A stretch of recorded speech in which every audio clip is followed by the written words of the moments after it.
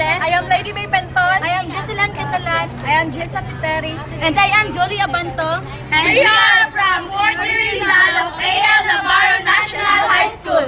And we are here to name the components inside the system unit And give each functions. and on how to plan and prepare, Installing and its safety precautions. On how to assemble the system unit.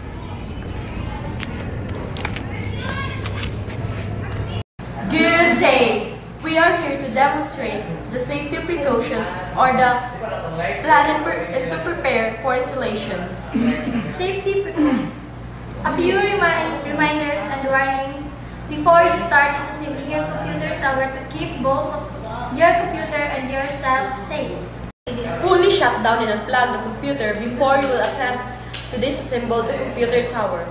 Make sure that your hands are completely dry. To avoid damaging any mechanical parts as well as to avoid electrocution.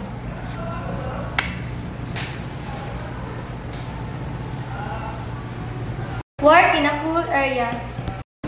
To avoid perspiration.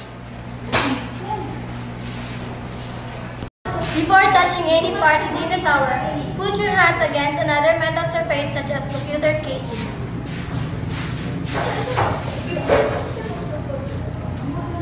To remove static charge.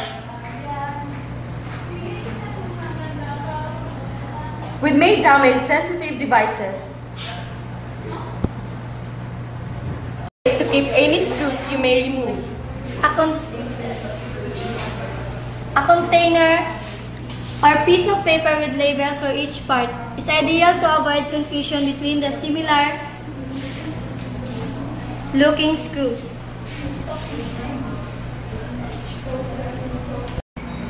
Handle with care all parts. Arrange this in a one place.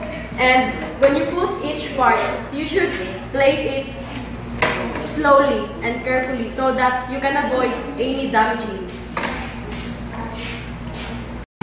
Do not forcefully remove it. Instead, check that you are removing one correctly and no wires or other parts are in the way. Be careful not to drop any small parts, Particularly screws, into unreachable areas such as into the computer, fan, or disk drive, or motherboard.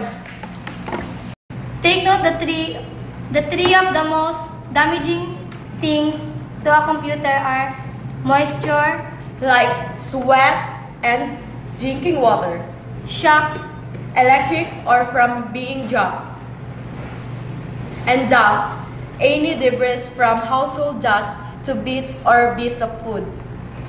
And those are the safety precautions in working the system unit.